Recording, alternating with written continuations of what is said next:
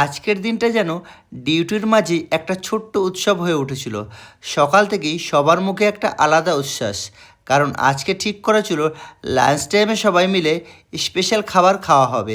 কেউ বাড়ি থেকে কচুরি বানিয়ে এনেছে, কেউ ডিম সিদ্ধ, কেউ কাবলি ছোলা, আবার কেউ চিলি পনির, আবার কেউ চিকেন কষা।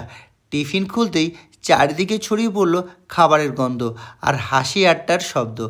কাজের চাপ ভুলে কিছু সময়ের জন্য আমরা সবাই একসাথে বসে খেলাম, গল্প করলাম, একে অপরের খাবারের স্বাদ নিলাম। মনে হচ্ছিল অফিস নয়, যেন ছোটোখাটো একটা পিকনিক। ভালো মন্দ মিলিয়েই আনন্দটা ছিল সবচেয়ে বড়, কারণ আজ সবাই ছিল একসাথে। লাঞ্চ শেষ হতেই আবার যে যার দায়িত্বে ফিরে গেলাম, কিন্তু মনটা রয়ে গেল সেই টিফিন খোলার মুহূর্ত। আজকের দিনটা আমাদের মনে করিয়ে দিল অল্প একটু সময়, একটু ভালোবাসা আর একসাথে খাওয়ার কর্মব্যস্ত জীবনের ক্লান্তি